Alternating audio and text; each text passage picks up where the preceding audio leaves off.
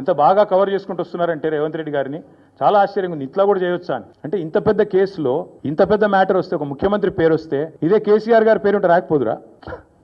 ఇదే కేసీఆర్ గారి పేరుంటే కోతికి కొబ్బరి చిప్ప దొరికినట్టు కొంతమంది సంబరాలు చేసుకుంటూ పేపర్ల నిండా తాటికాయంత అక్షరాలతో రాసేటోళ్ళు ఇలా రేవంత్ రెడ్డి గారికి కవరింగ్ ఇచ్చేందుకు చాలా కష్టపడి కాపాడుతున్నారు. వారందరికీ నేను చేసే విజ్ఞప్తి ఒకటే, మీరు ఎన్ని చేసినా ఎంత గింజుకున్నా ఈ మీడియా సంస్థలు ఎంత తాపత్రయపడ్డా ఆయన మీకు ఎంత అడ్వర్టైజ్మెంట్లు ఇచ్చినా ఎన్ని రకాలుగా మిమ్మల్ని ఫోన్ చేసి బెదిరించినా ప్రజలకు విషయం అర్థమైపోయింది.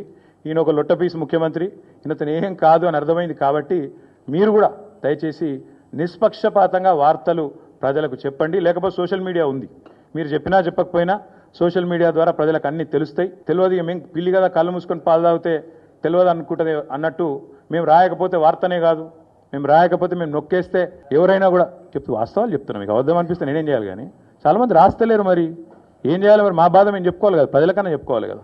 కాబట్టి మీరు అట్లా అనుకొని మీ భ్రమల్లో ఉన్నంత మాత్రాన మీరు చేయగలిగేది ఏం లేదని కూడా చెప్తూ సహకరించే మిత్రులకు థ్యాంక్ యూ.